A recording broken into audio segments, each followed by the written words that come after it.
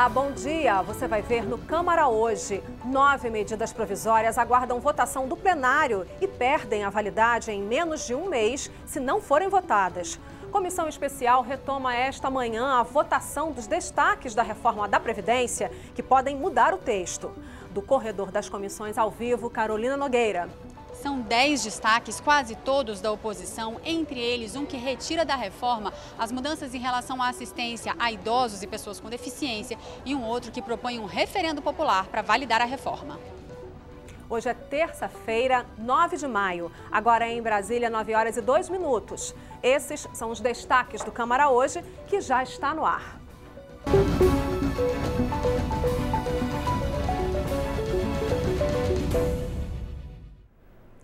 A Comissão da Reforma da Previdência, a Comissão Especial, retoma os trabalhos daqui a pouco, às 9h30.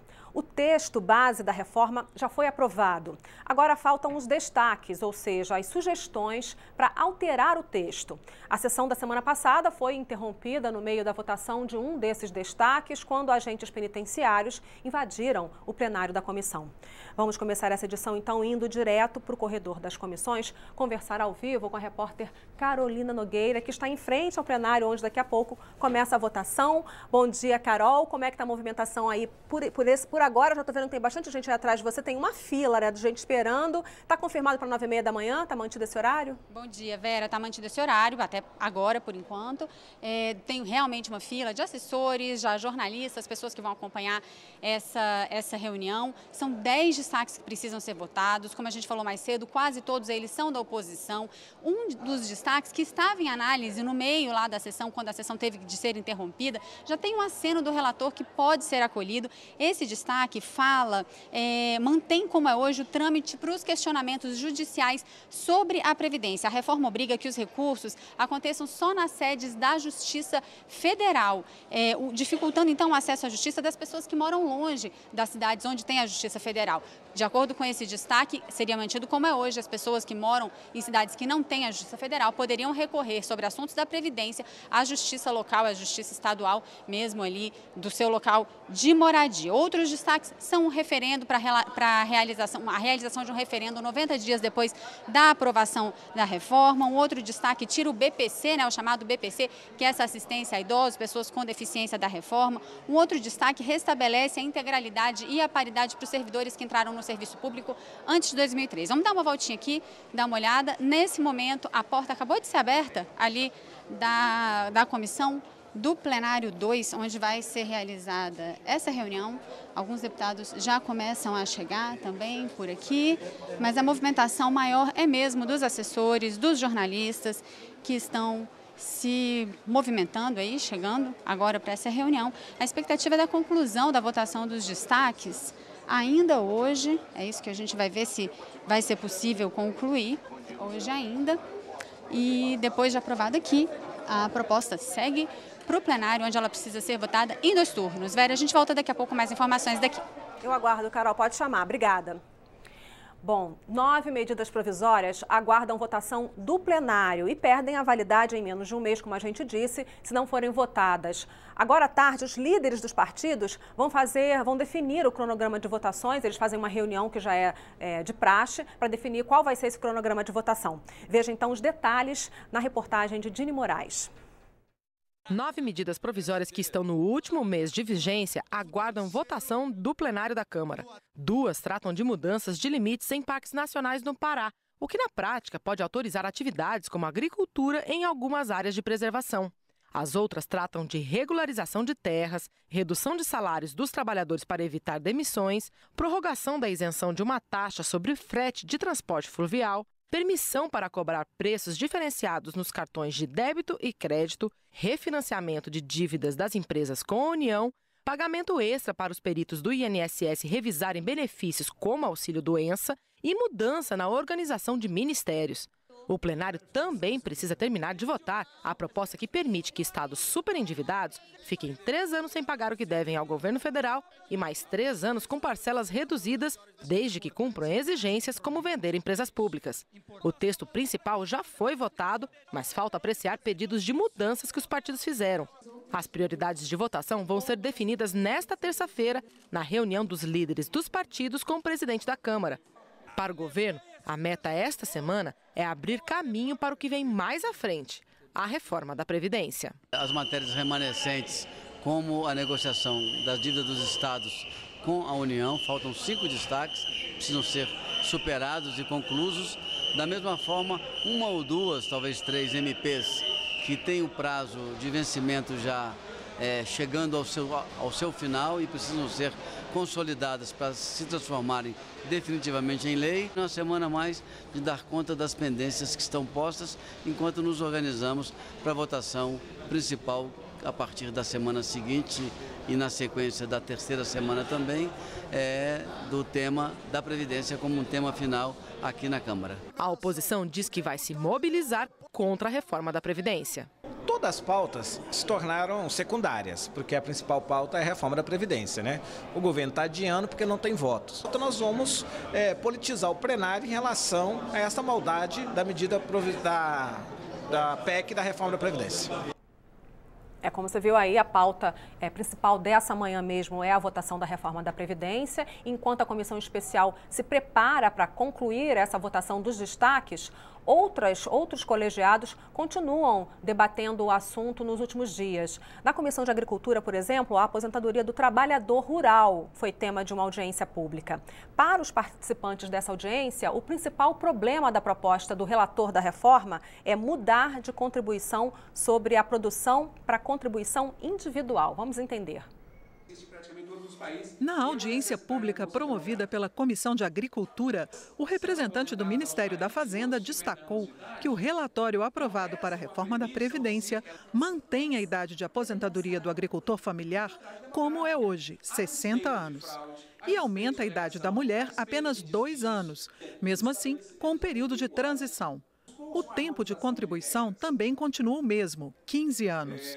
Geraldo Arruda explicou que a mudança na forma de recolher a contribuição, que passa a ser individual e não mais um percentual sobre a produção por grupo familiar, não prevê aumento na arrecadação. O que se quer não é uma alíquota, uma contribuição para financiar a aposentadoria do segurado especial. O que nós queremos é uma contribuição individualizada, eu diria quase que simbólica, para facilitar a comprovação da sua atividade. Representantes dos trabalhadores e especialistas elogiaram a redução da idade mínima de aposentadoria e do tempo de contribuição do agricultor familiar em relação à proposta original do governo.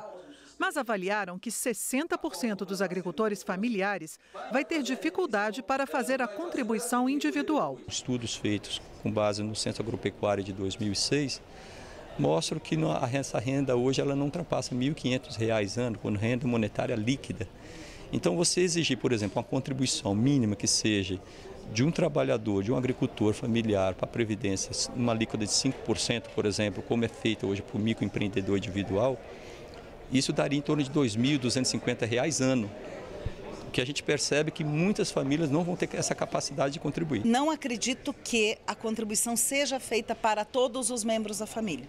Então nós vamos voltar a um tempo anterior à lei atual, há 30 anos atrás, em que as mulheres estavam afastadas do sistema previdenciário. A outra parte da agricultura mais consolidada, que contribui com um bom percentual, eu tenho aqui agricultores que contribuem com até R$ 2.000 por mês de INSS para a Previdência, produzindo leite, suínos, e são agricultores familiares.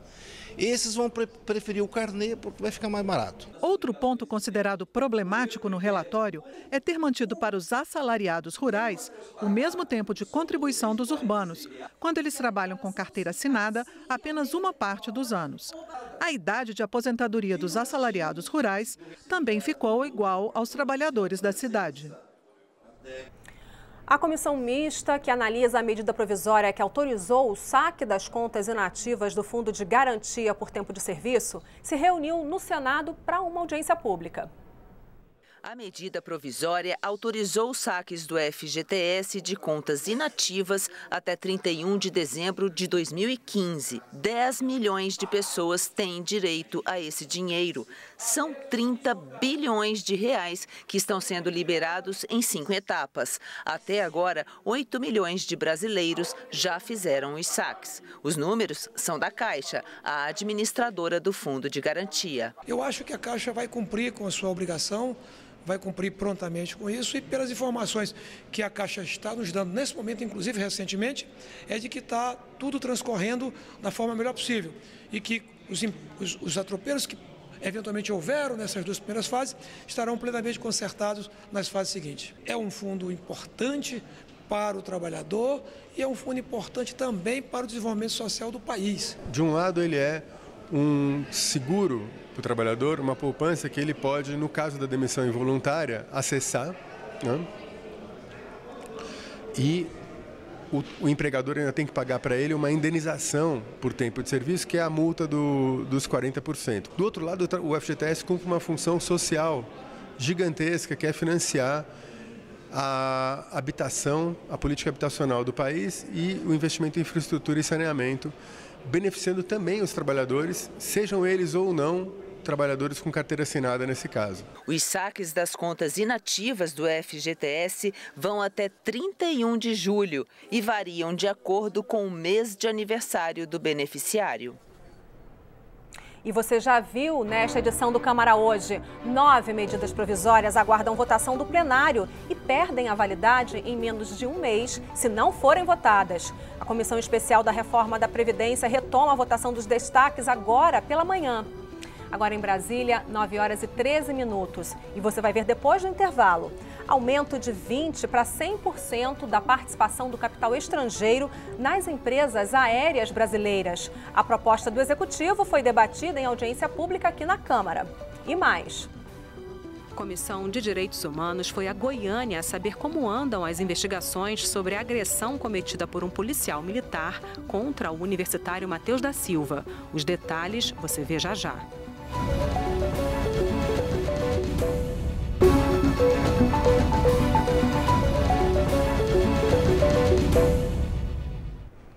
Agora em Brasília, 9 horas e 15 minutos. O Câmara Hoje está de volta e eu vou chamar direto a repórter Carol Nogueira, que está lá no corredor das comissões, onde essa manhã acontece a votação, a retomada da votação dos destaques da reforma da Previdência. Carol, quais são as novidades agora?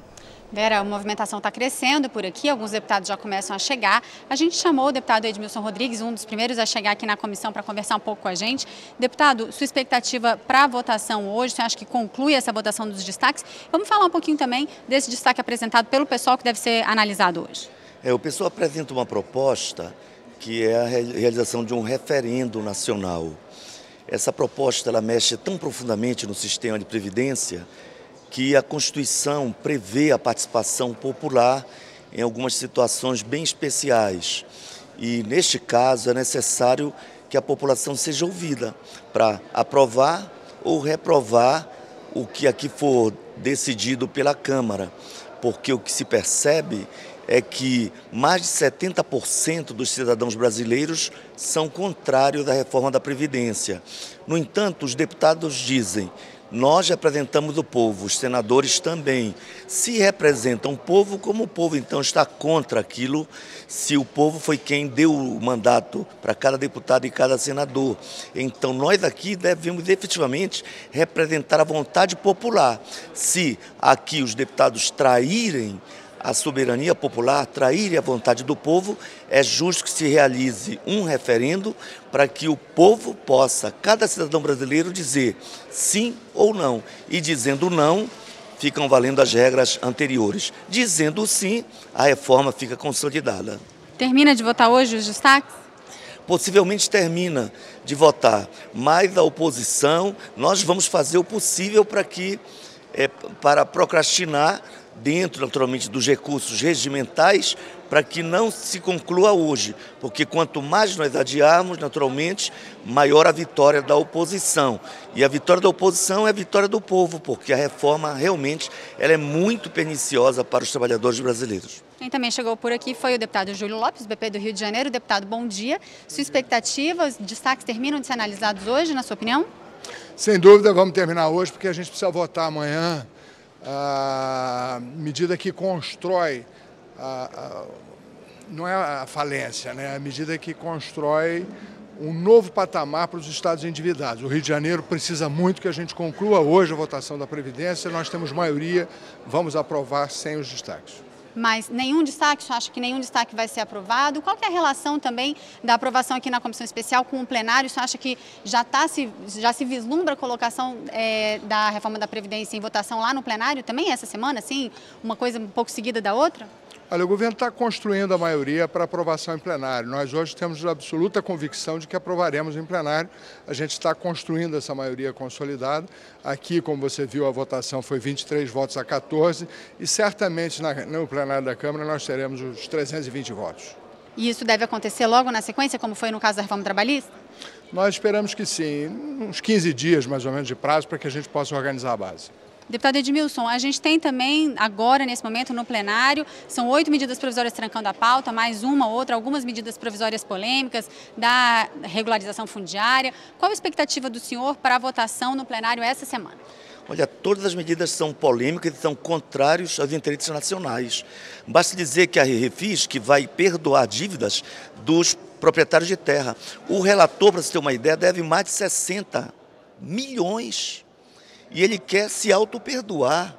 Então, como é que um deputado que deve ao Estado brasileiro relata um processo em que ele se auto-beneficia? Mas se fosse ao relator, eu estaria feliz.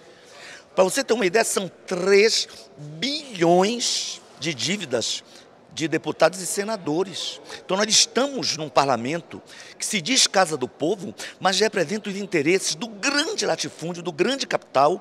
E como nós sabemos, neste país, já se começa a prender gente poderosa. Isso é recente no país. Mas continua ainda sendo feita uma festa com dinheiro público para destruir o equilíbrio financeiro do país e a dignidade do povo. E os que defendem essas reformas e essas propostas, essas medidas provisórias, defendem a privatização das terras, doar terra para concentrar terra, impedir a reforma agrária, impedir a dignidade dos povos indígenas, dos quilombolas, são exatamente os que defendem esse sistema perverso em que os pouquinhos são muito ricos, têm financiamento baseado em corrupção eleitoral para se manter aqui maioria, para eleger senadores, prefeitos, presidentes da República e manter essa máquina de destruição da dignidade, uma verdadeira máquina de moer trabalhadores para garantir a riqueza e o privilégio de uma minoria que, no entanto, está percebendo que o povo está ficando cada vez mais inquieto. Então, essas reformas são tão destrutivas, Carol, e povo brasileiro, que não se pode votar com a presença do povo. Só entra na Câmara agora deputado e servidor credenciado. Sabe por quê? Porque eles têm medo do povo e, por isso, sitiaram a Câmara. A proposta é tão ruim, eles dizem que é boa. Se fosse boa, os portões estariam abertos para o povo aplaudir. É tão perversa que nenhum trabalhador, nenhuma mulher fraquinha, ninguém pode entrar para aplaudir. Porque não irá aplaudir, nenhum trabalhador pode aplaudir essas destruições da sua dignidade e aos seus direitos. Deputado, muitos assuntos para a gente comentar. Então, o acesso à Câmara dos Deputados é um dos temas que o deputado falou, as medidas provisórias na pauta, a medida provisória do Refis, a medida provisória da regularização fundiária. Bom, primeiro quero cumprimentar o deputado Edmilson pela forma veemente e aguerrida com que ele coloca as suas posições e defende a oposição. Esse é o trabalho da oposição, ele faz com veemência, com força e tem que ser parabenizado pelo seu trabalho. Mas o que nós fazemos aqui é defender a sociedade brasileira. Obviamente não se pode permitir o acesso à Câmara porque a oposição está instrumentalizando agressões aqui, como a gente viu na última sessão. Agentes penitenciários que merecem ser incluídos na reforma da Previdência para serem, inclusive, beneficiados por ela, invadiram a Câmara em grande violência, o que não é condizente com a atividade. Mas isso nós estamos tratando, a Câmara tomou as devidas providências que são necessárias. Com relação à medida do refis, eu queria lembrar ao deputado Edmilson que não são deputados e senadores que estão endividados. A sociedade brasileira como um todo, milhões de empresas quebraram durante essa grave recessão que nos foi imposta pela forma como o PT conduziu o país nesses 13 anos que esteve à frente do poder. Eles destruíram o país. A gente viu a maior crise econômica de toda a história da economia brasileira computada. Então, obviamente, é necessário que se faça uma forma de reenquadrar as empresas e as pessoas para que elas possam se reinserir no mercado e continuar a trabalhar refinanciando as suas dívidas. Obviamente, a gente tem que ter cuidados éticos e o deputado se colocou, e eu acho que ele tem razão em alguns pontos. Agora, eu queria só dizer que sem essa revisão e sem essa postura, jamais centenas de milhares e até milhões de empresas poderiam continuar atuando no Brasil. Da mesma forma, sem essas medidas que nós estamos construindo aqui a duras penas, com um combate grande da oposição, a reforma trabalhista, a reforma previdenciária, a reforma tributária que virá e provavelmente a eleitoral, a sociedade brasileira não se ajustará, não se preparará para um novo momento de prosperidade, de felicidade e desenvolvimento. O que a gente precisa, meu amigo, minha amiga, é ajustar as contas do Brasil para que você no futuro possa receber a sua pensão, seus filhos e netos tenham um futuro de maior tranquilidade, com a economia crescendo constantemente, de uma forma mais lenta, mas mais permanente, de forma a você embasar a sua vida com mais prosperidade e felicidade. Deputado Júlio, para a gente encerrar, o senhor fez um aceno aí, os agentes penitenciários podem ser incluídos, então, na regra dos policiais ainda? Olha, eu estou lutando muito pelos policiais federais, pelos policiais de uma maneira geral, e os agentes penitenciários são uma carreira muito sofrida que eu espero poder incluir na Previdência. Isso é uma posição pessoal minha. Eu só estou dizendo que lamento a desordem, lamento a forma como eles atuaram aqui, e por isso os portões estão contidos hoje. Bem rapidinho para a gente encerrar também, deputado Edmilson, o senhor está sabendo de alguma articulação nesse sentido? Alguma coisa ainda pode mudar nesse texto? Quando os trabalhadores lutam, a reação do governo é ceder.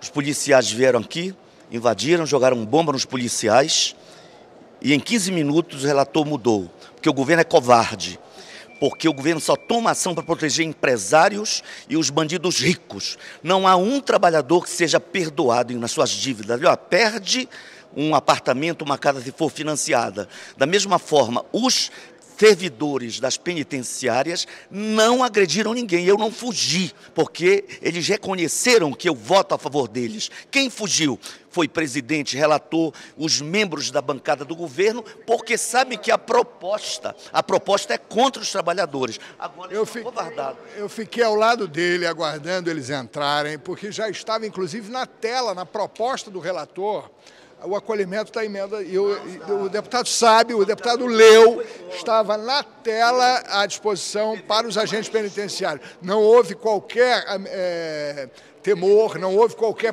da parte de todos que aqui permanecemos contra. Deputado Júlio e deputado Edmilson, essa discussão... O PPS retirou a sua proposta e depois foi sugerido, o deputado Arnaldo, infelizmente, retirou para que não fosse aprovado. Para ir para o plenário, foi essa proposta do presidente da comissão. Retira para ser votado em plenário. Isso, por isso que o povo se revoltou. E o povo brasileiro está se revoltando. A partir da semana que vem é Ocupe Brasília. Milhares e milhares virão aqui e não terá polícia suficiente para derrotar os trabalhadores. Essa discussão que começou aqui vai terminar daqui a pouquinho lá dentro da comissão e a gente vai estar acompanhando. Obrigada, deputado Júlio Lopes. Obrigada, deputado Edmilson, por participar aqui com a gente. Vera. Obrigada, Carol. Obrigada aos deputados por esse debate. Bom, a gente continua, daqui a pouco a gente volta um pouquinho mais de lá, que hoje o debate mesmo importante é a reforma da Previdência. Vamos continuar aqui da redação. O governo federal enviou ao Congresso uma proposta que permite aumentar de 20% para 100% a participação do capital estrangeiro nas empresas aéreas brasileiras. O projeto tramita em regime de urgência e já está pronto para ser votado no plenário. Em março do ano passado, a ex-presidente Dilma Rousseff editou uma medida provisória limitando essa participação estrangeira em até 49% do capital da empresa. Na época, os deputados aumentaram o percentual para 100%, mas os senadores só aprovaram a MP depois que o presidente Michel Temer concordou em vetar esse artigo. Na última semana, um debate trouxe representantes das empresas aéreas à Câmara que se dividiram entre o limite de 49% e a liberação de 100% de participação estrangeira. A Comissão de Desenvolvimento Econômico recebeu representantes das empresas, dos sindicatos e do governo para discutir o fim do limite à participação do capital estrangeiro nas companhias aéreas brasileiras. Hoje, o máximo permitido é 20%. A ideia é aumentar a participação do capital estrangeiro por necessidade dessa indústria, que vem acumulando prejuízos nos últimos anos. As empresas concordam com o aumento da participação. Nós não estamos falando de empresas estrangeiras, estamos falando de empresas brasileiras que poderão ser capitalizadas com capital estrangeiro. Mas parte delas defende que continue existindo um limite. Nenhum outro país no mundo abriu o capital de suas companhias aéreas nacionais em 100%. Não existe material acadêmico que comprove que a abertura de capital estrangeiro aumente competição no mercado ou a existência de maior oferta de voo ou de mais companhias aéreas. Nesta primeira fase, nós achamos que seria mais prudente ter 49% de capital estrangeiro, que significa que nós vamos ter os mesmos acessos e aí mantém o controle sob a gestão brasileira. Numa segunda etapa, no futuro, pode ser ampliada. O governo diz que a proposta traz salvaguardas, como a exigência de que a tripulação dos voos seja brasileira. Os trabalhadores não concordam. Na forma como está proposta hoje, 100% e sem nenhum tipo de ressalva de garantia a esses trabalhadores aí, é extremamente perigoso. E, para além disso, temos a questão de integração nacional, da questão de soberania que se vê ameaçada nesse primeiro momento. O organizador do debate acredita que existe consenso na Câmara sobre a liberação. Ele avalia que os deputados devem discutir a forma como ela vai ser feita. Nós temos que fomentar esse debate, ouvir todos os lados e para a gente poder ter uma opinião mais segura daquilo que será melhor para o nosso país.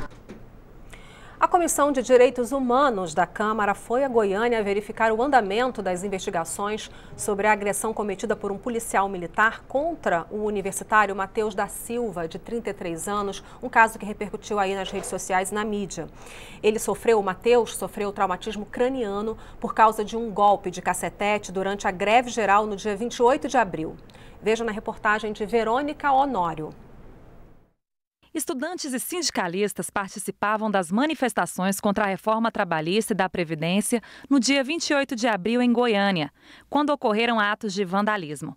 Policiais começaram a dispersar os manifestantes. Foi neste momento que o universitário Matheus Ferreira da Silva foi atingido na testa pelo capitão da PM, Augusto Sampaio, com um cacetete. A pancada foi tão forte que o estudante teve traumatismo craniano. A deputada Érica Cocai representou a Comissão de Direitos Humanos da Câmara numa audiência com as autoridades estaduais, em Goiânia, para apurar o andamento das investigações. Também participou a presidente da Comissão de Segurança Pública da Assembleia Legislativa de Goiás, deputada Adriana Accorsi. O caso do Matheus, ele está dentro de um contexto. Nós estamos falando de, supostamente, por volta de 50 desaparecimentos forçados aqui no estado de Goiás. Nós estamos falando de um estado onde, recentemente, ainda no mês de abril, teve uma pessoa, um jovem assassinado dentro de casa pela própria pela polícia que estava descaracterizada. Ou seja, existe uma história de violência policial no estado de Goiás. O Ministério Público Estadual requisitou a abertura de investigação. Nós não estamos antecipando o julgamento com relação a nada, mas nós estamos pedindo para que seja investigada a possibilidade de uma tentativa de homicídio com relação ao caso. O secretário de Segurança Pública apresentou propostas para melhorar a atuação das forças de segurança do Estado em manifestações. Vamos criar em cada unidade, em cada batalhão da Polícia Militar, uma subunidade de especialistas em manifestações populares, em resolução de conflitos, em mediação de conflitos. As parlamentares vieram aqui ao Hospital de Urgências de Goiânia, onde Matheus está internado.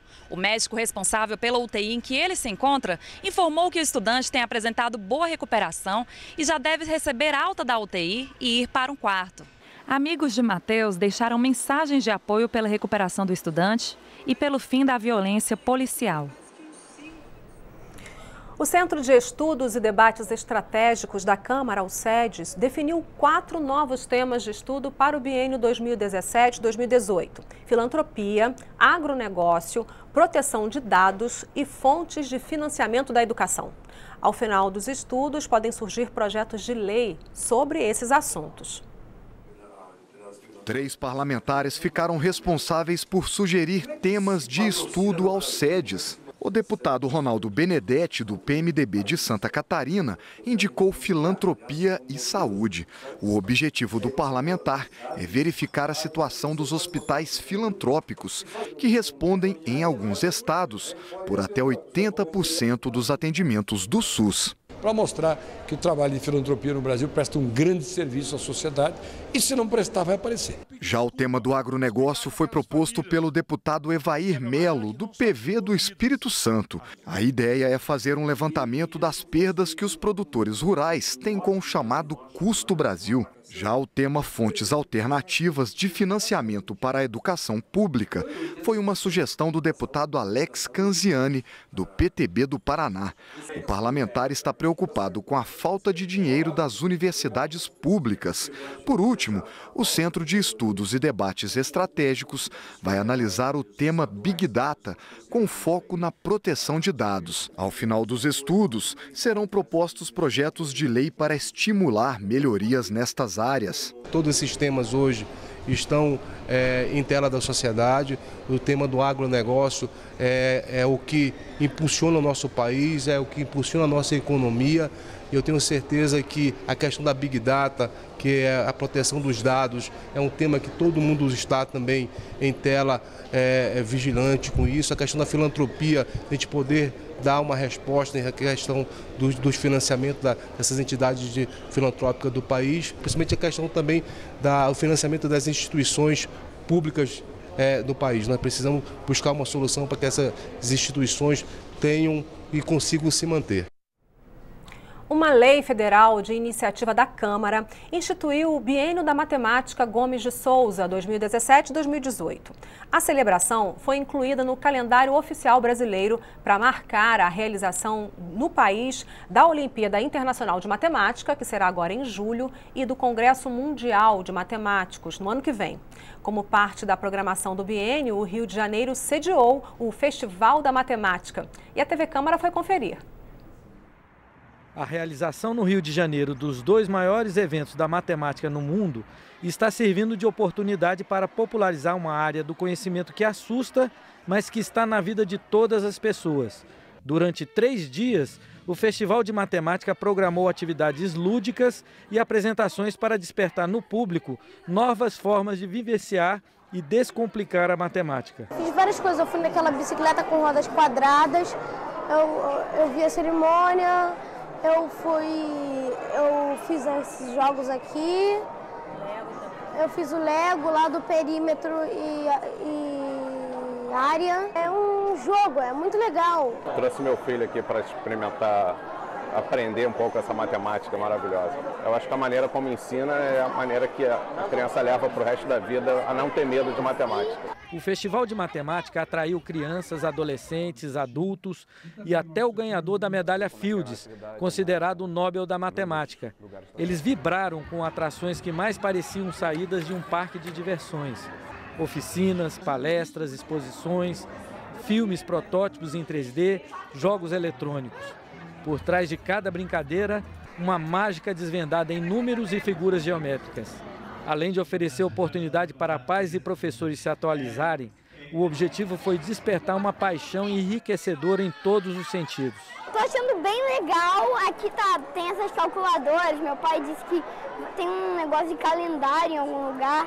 Eu gosto muito dessas coisas, eu adoro matemática e para mim é muito legal. O meu filho ele é muito interessado em matemática, é a matéria que ele mais gosta, então um evento como esse que mistura a parte de informação com a parte lúdica está sendo o céu para ele. Ele quer vir todos os dias como se ele estivesse indo para um shopping. Essas oficinas estão maravilhosas, assim, a gente viu matemática com circo, matemática com música, né, o cine de matemática. Então, o festival ele traz várias oportunidades para mostrar o quanto a matemática é um barato. A abertura do festival contou com a presença do presidente da União Matemática Internacional, autoridades brasileiras e Aramate, a mascote do Biênio da Matemática.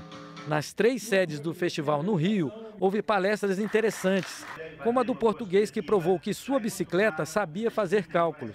O Biênio da Matemática 2017-2018 Gomes de Souza foi criado por uma lei federal de iniciativa da Câmara e o festival é parte do calendário de eventos previstos para celebrar 2 grandes eventos científicos. Em 2014 e 2016, as atenções se voltaram para o Brasil com a realização da Copa do Mundo e das Olimpíadas. Mas como gosta de dizer o nosso Medal Fields, tudo isso foi só uma preparação para a realização aqui dos maiores eventos da matemática no mundo. A Olimpíada Internacional de Matemática agora em julho e o Congresso Mundial de Matemáticos em agosto do ano que vem.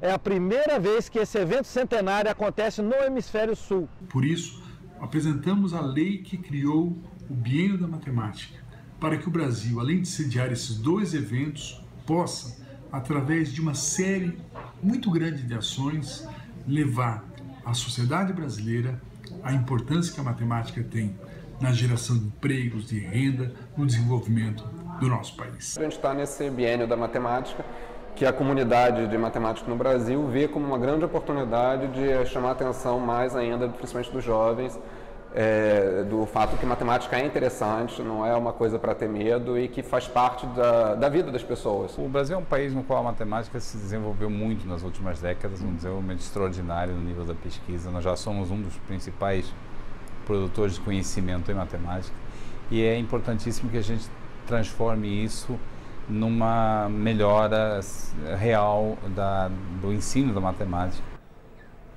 Vamos agora saber então das últimas informações do dia no corredor das comissões com a repórter Carolina Nogueira, que está lá acompanhando os preparativos aí para o início da reunião na comissão especial que analisa a reforma da Previdência. Carol estava marcado para começar agora às 9h30 da manhã, já passou um pouquinho desse horário, mas deve começar em instantes. Vamos dar uma olhadinha como é que está a movimentação por aqui. Vera, já alguns deputados já começaram a chegar, o painel aqui na entrada do plenário mostra que tem 4 deputados aí presentes, embora muitos outros já tenham marcado presença por aqui, já tenham passado por aqui.